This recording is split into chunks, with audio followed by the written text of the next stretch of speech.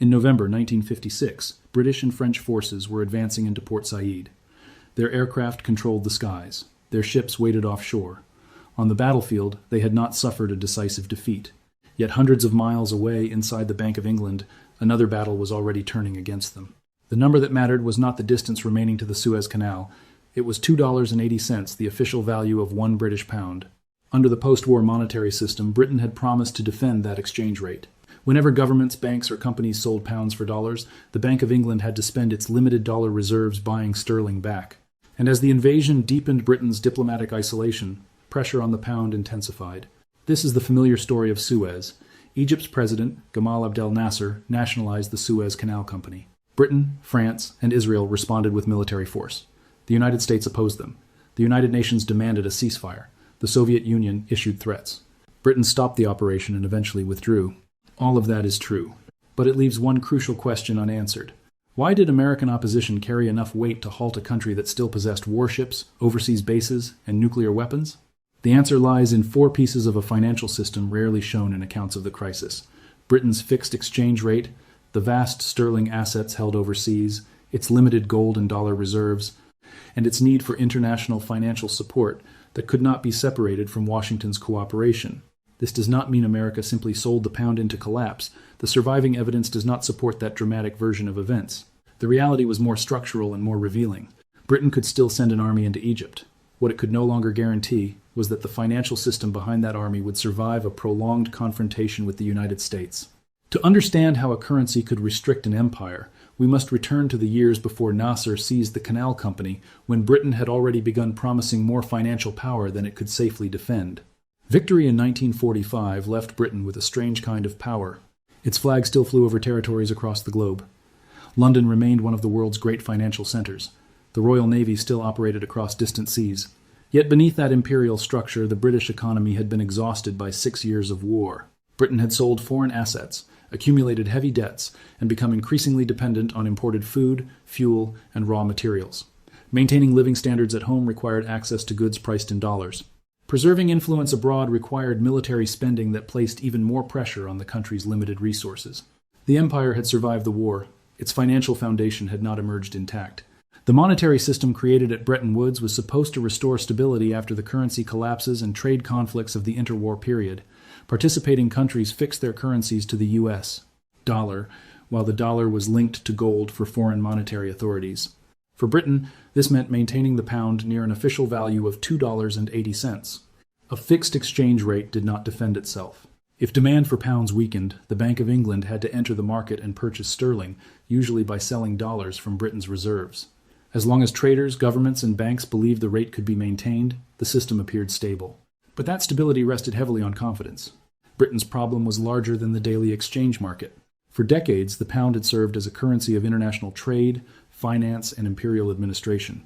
Governments, central banks, commercial banks, and businesses outside Britain held substantial deposits and other assets denominated in sterling. These holdings were often described as sterling balances. They were evidence of Britain's continuing international reach. They allowed London to remain at the center of a wide financial network even as the British share of global production declined. But they also represented claims on Britain. Imagine a famous old bank whose name is trusted across the world. Millions of customers are willing to leave their money inside because they believe it will always be available. The bank may appear powerful because it holds so many accounts. Yet if too many customers request a different currency at the same time, the size of that network becomes a liability rather than a strength. Britain faced a similar contradiction. The quantity of sterling assets held abroad was large compared with the gold and dollar reserves available to meet a sudden wave of conversion. Not every holder would withdraw at once, and under ordinary conditions there was no reason they should. The system worked because most participants expected it to continue working. That made confidence a strategic resource. A government could possess soldiers, aircraft, and ships, yet still face limits if foreign holders of its currency began to doubt its ability to meet their claims. The danger was not that every pound would be exchanged in a single morning. The danger was that enough people might try at the same time to expose the gap between Britain's worldwide financial commitments and the reserves available to defend them. This vulnerability was not created in Egypt. It had been developing throughout the post-war years. The question was whether Britain's leaders fully understood how little room remained between the image of imperial independence and the financial cooperation required to sustain it. The Suez Canal was more than a strip of water carved through Egyptian territory. It was a compression machine for distance. A ship traveling between Europe and Asia could pass through the Mediterranean and the Red Sea instead of sailing around the southern tip of Africa. That saved time, fuel, insurance costs, and shipping capacity. For European economies dependent on imported raw materials and energy, those savings were not abstract. They shaped prices, industrial schedules, and the speed at which goods could move across continents. By the 1950s, the canal had become especially important to the transport of Middle Eastern oil toward Western Europe. But the crisis did not begin because Egypt suddenly closed the waterway. On the 26th of July 1956, Gamal Abdel Nasser announced the nationalization of the Suez Canal Company, the corporation that operated the canal and collected its revenues. Ships initially continued to pass through. The immediate confrontation concerned ownership, control, compensation, and the political meaning of an Egyptian government taking command of a strategic enterprise long associated with British and French influence. That distinction matters. For London, the canal was not simply a profitable company. It was a central link in a larger network of shipping routes, pipelines, oil concessions, military bases, and political relationships extending across the Middle East. Oil formed the second layer of that system. Post-war Britain and Western Europe depended heavily on petroleum imported from the region. Tankers moved through Suez, while pipelines carried crude toward Mediterranean ports. If the canal or the pipelines were disrupted, replacement supplies could be brought from elsewhere, but often over longer routes and at greater cost. Those costs eventually became a monetary problem. Oil purchased from alternative sources frequently required dollars. Longer voyages tied up tankers for more time and increased freight expenses. Britain therefore risked needing more American currency at precisely the moment when its dollar reserves were under pressure. The third layer was sterling. The pound remained part of an international financial network that connected Britain with former colonies, Commonwealth countries, trading partners, banks, and commodity markets. Oil, shipping, and foreign trade were not separate from this monetary structure. Payments moved through it. Reserves were stored within it. Confidence in Britain's ability to meet external obligations helped keep it functioning. These three layers reinforced one another. If conflict disrupted oil routes, Britain needed more dollars to secure replacement fuel. If dollar reserves declined, defending the pound became more difficult. If traders and governments began to doubt Britain's ability to maintain the exchange rate, they had a stronger reason to reduce their sterling holdings. And if more sterling was converted into dollars, Britain had to use even more of its reserves to protect the currency. The mechanism resembled a reservoir feeding several cities at once. Under normal conditions, water flowed in and out without alarm. But if one pipeline broke while every city began demanding more water, the danger would not come from a single shortage. It would come from several pressures draining the same reservoir simultaneously. This helps explain an apparent contradiction in Britain's position. The country could record a small current account surplus over the year and still face a currency crisis.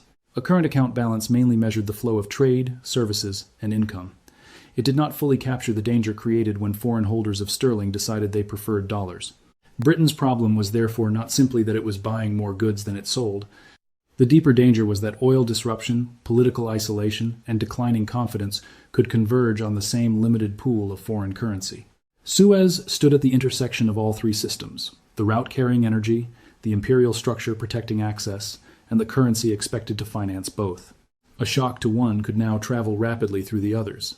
Anthony Eden entered the Suez Crisis, carrying the instincts of a man shaped by an earlier age of British power.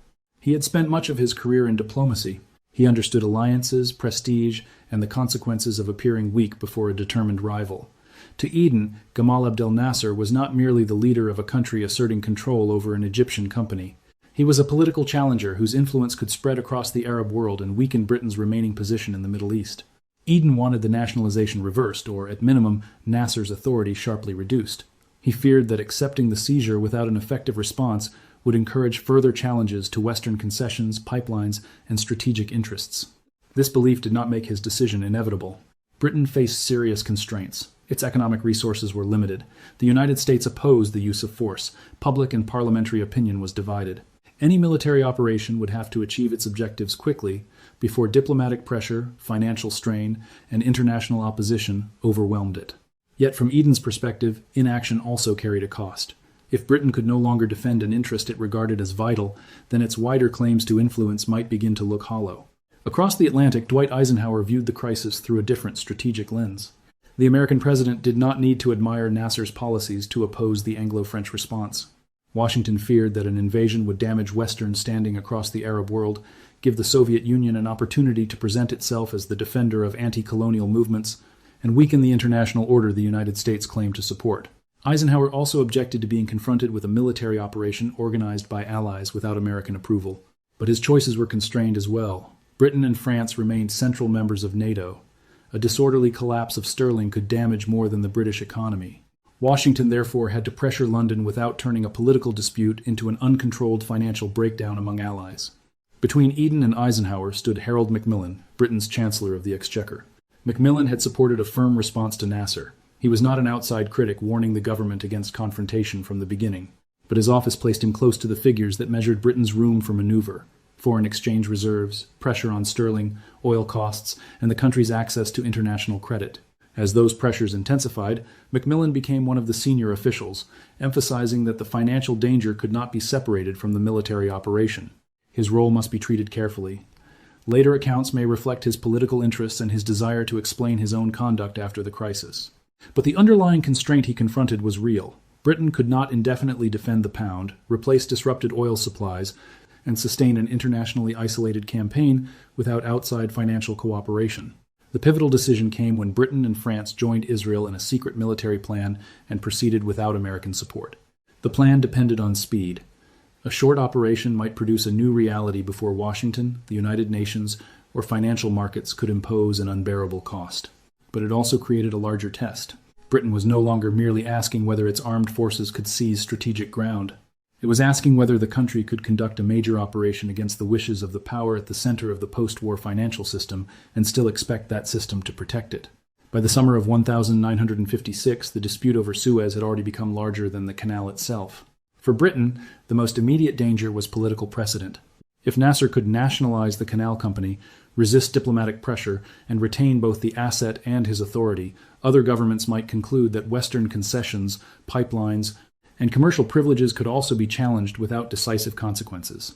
British officials were especially concerned about the effect across the Middle East, where access to oil depended not only on ownership contracts but also on relationships with governments, local rulers, and transit states.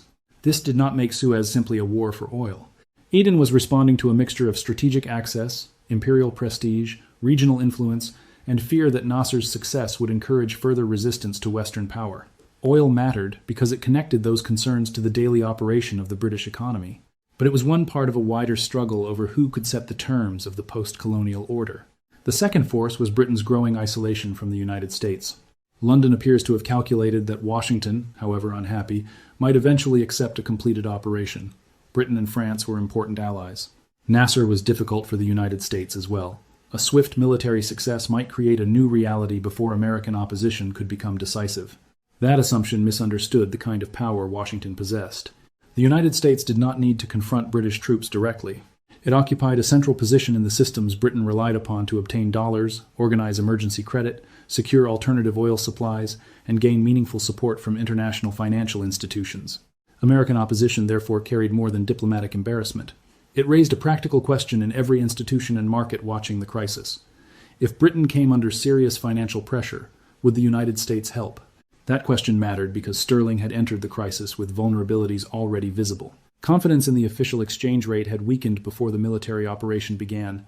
Britain was not approaching Suez from a position of unlimited reserves and unquestioned monetary strength. The pound remained internationally important, but the government's ability to defend it depended on a relatively narrow pool of gold and dollars. Under normal conditions, that weakness could remain contained. Foreign governments, banks, and businesses did not need to abandon sterling simply because Britain's position was imperfect. They only needed to believe that the exchange rate would be maintained and that international cooperation would remain available if pressure increased. The invasion changed that calculation. Each holder of sterling faced an individual decision. Keeping the asset offered continuity and avoided the costs of moving funds. Converting into dollars offered protection if the pound were later devalued. No conspiracy was required. A government shifting part of its reserves, a bank reducing its exposure, or a company accelerating a payment could all be acting rationally from their own perspective. Yet when many separate decisions moved in the same direction, the result resembled a run on a bank. The fear of devaluation encouraged conversions. Those conversions reduced Britain's dollar reserves. The fall in reserves made devaluation appear more likely. That appearance encouraged further conversions. At the same time, the physical consequences of the conflict began placing new demands on the same reserves. The canal became blocked during the fighting, Important pipelines carrying Middle Eastern oil toward the Mediterranean were also disrupted. Britain and other European countries had to consider replacement supplies traveling over longer routes or coming from sources that required dollar payment. This created a particularly damaging alignment. The conflict increased Britain's need for dollars just as the defense of sterling was consuming them more quickly. The government was therefore being squeezed from both sides. It needed foreign currency to purchase and transport energy. It also needed foreign currency to convince markets that the pound would remain stable. A military operation intended to protect Britain's position in the Middle East was now weakening the financial resources required to sustain that position. None of these forces operated alone. Concern over imperial prestige pushed Eden toward action. Action without American support deepened diplomatic isolation. Isolation weakened confidence in sterling. Declining confidence accelerated conversions into dollars. Oil disruption then increased the demand for those same dollars. Each pressure narrowed Britain's room for maneuver. And once they began reinforcing one another, speed no longer favored London alone. It also favored the crisis gathering behind the advancing troops. On the 29th of October 1956, Israeli forces entered the Sinai Peninsula. 2 days later, Britain and France began air attacks against Egypt. Their governments presented the operation as an effort to separate the combatants and protect navigation through the canal. But the intervention followed a secret arrangement in which the Israeli advance created the pretext for an Anglo-French ultimatum that Egypt was unlikely to accept. The military timetable was designed around speed. British and French planners needed to disable Egyptian air power, secure Port Said, and gain control of the canal zone before international opposition could stop the operation. On paper, this appeared possible. Their forces possessed overwhelming advantages in aircraft, naval power, training, and equipment. But the invasion did not enter an empty political space. The United States condemned the action. Washington had not approved the plan and refused to treat the attack as a legitimate defense of the canal. At the United Nations, pressure for a ceasefire intensified. The Soviet Union denounced the operation and issued threats whose practical meaning remained uncertain but whose political effect could not be ignored. The crisis had now become public, international, and difficult to contain. That changed the financial calculation. Before the first British and French troops landed at Port Said, the pound had already shown signs of weakness. The invasion did not create that weakness. What it did was give foreign governments, banks, and companies a new reason to question whether Britain would receive American help if the pressure became severe. Every day the operation continued, that uncertainty became more expensive. The Bank of England had to use dollars to support sterling. At the same time, the interruption of the canal and regional pipelines threatened European oil supplies. Replacement fuel would require longer shipping routes, higher transport costs, and in many cases additional dollar payments. The campaign therefore activated three pressures at once. It increased Britain's immediate demand for dollars. It weakened confidence in the pound. And it made access to American cooperation less certain. This was the central reversal of the operation. The invasion was intended to restore British authority. Instead, it exposed how much that authority depended on institutions and reserves beyond Britain's control. Military success could not automatically reverse the nationalization. It could not guarantee American acceptance. And it could not prevent holders of sterling from protecting themselves against the possibility of devaluation. As British and French forces moved forward, the system behind them began moving in the opposite direction. The battlefield was expanding. Britain's financial room for maneuver was shrinking. The military operation created a chain reaction that moved far beyond Port Said. The first link was diplomatic isolation. Britain and France had launched the campaign without American approval. Once Washington publicly opposed the operation, the crisis stopped looking like a temporary dispute among allies. It became a test of whether Britain could continue acting against the wishes of the country that stood at the center of the post-war financial system. That uncertainty immediately affected sterling. Foreign governments, banks, and companies holding pounds had to judge whether Britain could maintain the official exchange rate if the conflict continued. Their concern was not necessarily that the British economy would collapse overnight. The more practical question was whether the pound might later be devalued. For an individual holder, converting sterling into dollars could appear prudent. But when many holders made the same calculation, pressure accumulated. Sterling was sold.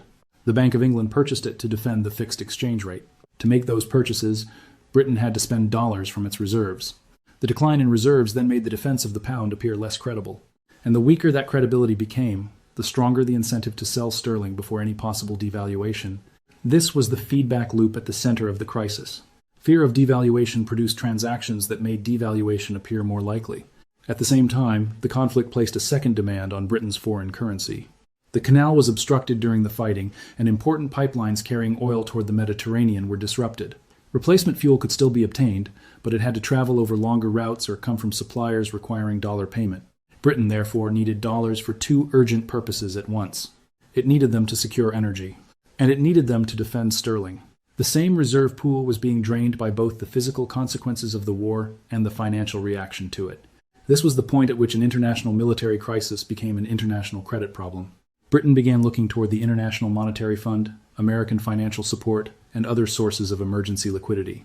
But access to meaningful assistance could not be separated from Washington's position. The evidence must be handled carefully here. There is strong support for the conclusion that British officials believed American cooperation was essential to stabilizing sterling and securing sufficient financial assistance. There is also evidence that the timing of support was closely coordinated with Britain's movement toward withdrawal. The more dramatic claim that the United States deliberately sold large quantities of sterling and directly caused the run has not been established by the available record. Similarly, Harold Macmillan later described American approval for IMF support as being withheld until Britain accepted a ceasefire. That account is important, but the surviving documentary chain is incomplete.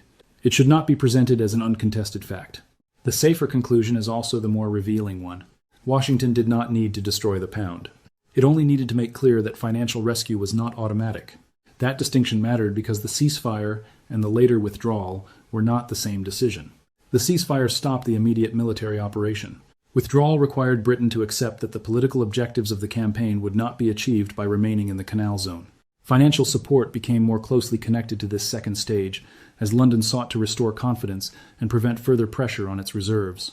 The chain was now complete. Military action produced diplomatic isolation. Isolation weakened confidence in sterling. Weakening confidence reduced reserves. Falling reserves increased dependence on external credit, and that dependence gave Washington greater influence over the choices available to London. Britain had not lost control of its armed forces.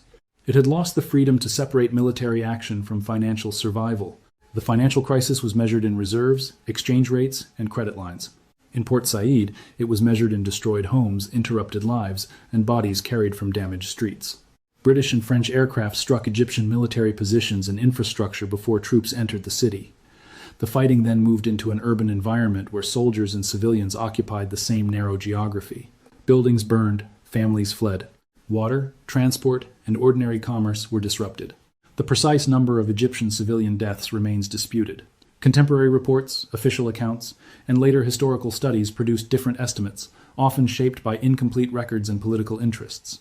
Any single figure presented without qualification would create a false impression of certainty. What is not disputed is that civilians paid a direct price. For people living in Port Said, the crisis was not a debate about canal ownership or exchange rate credibility. It was the sound of aircraft overhead, the loss of housing, the disappearance of work, and the possibility that a street used every day could suddenly become part of a battlefield. The costs also reached Britain, although in a very different form. The obstruction of the canal and disruption of regional pipelines reduced the flow of oil toward Western Europe. Replacement supplies required longer voyages and placed additional pressure on transport capacity. Fuel became scarce enough that the British government introduced gasoline rationing in December 1956. The effects moved through everyday economic life. Drivers faced restrictions. Transport firms had to operate with less fuel. Businesses dependent on deliveries or road travel confronted higher costs and delays. Some workers lost hours or income as the shortage affected production and mobility. These hardships were not comparable in scale or violence to what civilians experienced in Egypt, but they revealed the same connection between strategic decisions and ordinary life. A government could describe the crisis in terms of prestige, access, and national interest. The consequences were distributed much more concretely. In Egypt, people absorbed the destructive force of the military operation. In Britain, households and workers encountered shortages created by the interruption of energy routes and the government's effort to conserve foreign currency. This is where the language of high policy becomes incomplete. A falling reserve balance eventually changes what a country can import. A blocked shipping route changes what reaches a factory or a fuel station. A decision made in a cabinet room becomes a ration book, a delayed delivery, or a damaged home. The burden did not fall equally, but it did fall far beyond the officials who had chosen the operation. Why then did Britain stop? There is no single answer accepted by every historian. The traditional explanation emphasizes diplomatic and strategic pressure. The United States openly opposed the operation. The United Nations demanded a ceasefire. The Soviet Union issued threats. NATO unity was under strain, while opposition inside Britain increased the political cost of continuing. This interpretation has strong evidence behind it. British leaders understood that the campaign was damaging relations with their most important ally and weakening the wider Western position during the Cold War. The financial interpretation does not replace that story. It explains why those pressures became so difficult for London to resist. Sterling was already vulnerable. The military operation accelerated pressure on the currency, reduced Britain's reserves, and increased the need for dollars at the same time that disrupted oil supplies made those dollars more expensive and more necessary. Britain then had to seek assistance through institutions and credit arrangements in which American cooperation carried enormous weight. The strongest evidence supports a limited but important conclusion. Financial pressure sharply narrowed Britain's options. The evidence is weaker for more dramatic claims. The available record does not establish that the United States dumped enough sterling onto the market to create the crisis by itself, nor can it prove with certainty that Britain would have continued fighting if the pound had remained stable. The Soviet threat is also difficult to measure. It clearly influenced the atmosphere of urgency, but historians continue to debate how credible immediate Soviet military intervention actually was. The most reasonable conclusion is therefore not that money alone defeated Britain. Military, diplomatic, political, and financial pressures were operating together. But finance transformed isolation into a material constraint. It connected American opposition to Britain's ability to import fuel, protect its currency, and obtain emergency credit. That is why the financial dimension matters. It does not erase the other explanations. It shows how they acquired force. No single force was powerful enough to produce the outcome at Suez by itself. Britain's monetary weakness did not automatically make war impossible. American opposition alone did not determine every decision in London. Oil disruption, United Nations pressure, Soviet threats, and domestic political resistance each mattered, but none fully explains why Britain's freedom of action disappeared so quickly. The crisis became decisive because these pressures arrived together and began reinforcing one another. Sterling entered the confrontation with structural weaknesses. Britain still carried large international financial obligations, but the gold and dollar reserves available to defend them were limited. The invasion then deepened diplomatic isolation, increased uncertainty over American support, and encouraged holders of sterling to protect themselves against the risk of devaluation. As sterling was converted, Britain spent dollars defending the fixed exchange rate. As reserves declined, confidence weakened further. At the same time, disrupted oil routes increased Britain's need for the same currency it was already using to support the pound. The military campaign was therefore consuming financial room from two directions, through the market's reaction to the invasion and through the material cost of replacing energy supplies. This is what made American influence so powerful. Washington did not possess a formal legal veto over British military policy, nor did it need a secret mechanism capable of destroying sterling with a single order. Its leverage came from Britain's need for financial cooperation, emergency credit, dollar liquidity, and support within the institutions of the post-war system. The United States could make clear that such assistance was not guaranteed while the operation continued. That possibility changed the calculation in London. Britain remained capable of fighting, but continuing the campaign risked turning a foreign policy crisis into a deeper monetary and economic emergency. The longer the operation lasted, the more difficult it became to separate military ambition from the defense of the pound. Suez therefore exposed a broader truth about power. An empire is not sustained by troops, ships, and territory alone. It also depends on credit, energy, reserves, and the willingness of others to continue accepting its financial promises. Britain still possessed the symbols of a great power. What Suez revealed was that the system supporting those symbols could no longer be controlled by Britain alone. The world of 1956 is not the world of today. Exchange rates are often more flexible. Financial markets are deeper. Central banks possess different tools. The International Monetary Fund operates within a larger and more complex system. And no modern country occupies exactly the same position Britain held at the end of its imperial era. Still, several mechanisms exposed by Suez remain relevant.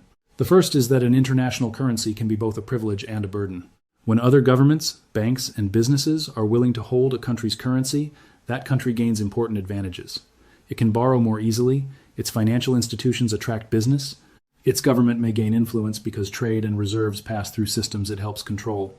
But those advantages depend on confidence. An international currency must remain liquid, widely accepted, and supported by institutions capable of absorbing periods of stress. The larger the network becomes, the more damaging a loss of trust can be. What appears to be financial power during stable periods may become a demanding obligation during crisis. This does not mean the modern dollar is simply the pound of 1956. The United States has a much larger economy, deeper capital markets, and a different monetary structure. The point of comparison is not the likely outcome. It is the mechanism. Monetary influence depends on the continuing willingness of others to hold, use, and trust a country's financial promises.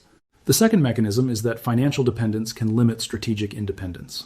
A state may possess a capable military while still relying on foreign currency, imported energy, international payment networks, external credit, or access to critical markets. Those dependencies do not automatically prevent military action, but they shape how long an operation can continue and what economic costs a government can absorb. Military strength is therefore not only the ability to launch a campaign, it is also the ability to finance, supply, and sustain one when trading partners, creditors, or major financial institutions refuse to cooperate. The third mechanism is the power of feedback loops. Many crises begin with a shock that could initially be managed. The danger increases when the response to that shock creates new pressure. Confidence falls. Capital moves. Reserves decline.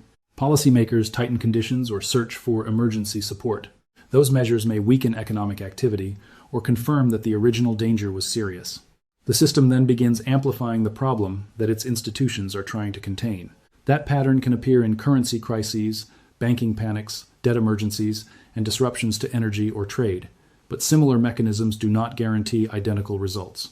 Different institutions, exchange rate regimes, political alliances, and policy choices can lead to very different outcomes. History does not provide a machine for predicting the future. It offers something more useful, a map of pressures that often remain invisible while a system appears stable. Suez cannot tell us where the next major crisis will begin, but it suggests where to look when a powerful country suddenly discovers that its available choices are narrowing. Look beyond the weapons. Look at the reserves, the creditors, the energy routes, the payment systems, and the institutions whose cooperation has quietly become essential. While British and French troops moved through Port Said, officials in London were watching a different line of defense. The number was $2.80. That fixed value of the pound represented far more than an exchange rate. It represented confidence in sterling, Britain's ability to purchase fuel, the willingness of foreign governments and banks to continue holding British assets, and the reserves available to support the country's international commitments. The Suez Crisis was therefore more than a failed military intervention or a disastrous decision by Anthony Eden. It was the moment when Britain discovered that military capacity and strategic independence were no longer the same thing. The country still possessed warships, aircraft, overseas bases, and nuclear weapons. Its forces could enter Egypt and gain ground. But maintaining the campaign required dollars, oil, credit, and cooperation from institutions operating within a financial order centered increasingly on the United States. Washington did not hold a formal veto over British military policy. It did not need to destroy sterling through a secret financial attack. Its leverage was more fundamental. Britain could continue acting against American wishes only by accepting the risk that financial support might not arrive when its reserves came under severe pressure. Once that risk became inseparable from the defense of the pound, the cost of continuing the operation rose far beyond the battlefield.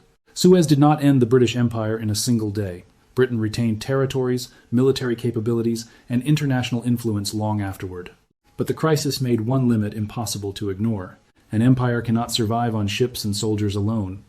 It also depends on energy routes, foreign currency, credit, and the confidence of those who hold its financial promises. Britain's ships could still move forward. Behind them, the pound had reached its limit. Which force do you think mattered most in Britain's retreat from Suez? Financial pressure, American opposition, the United Nations, or the threat of Soviet intervention? Subscribe for more investigations into the moments when war, debt, money, resources, and institutional power collide. And in the next video, we will examine another monetary promise that became impossible to defend America's decision to close the gold window in 1971.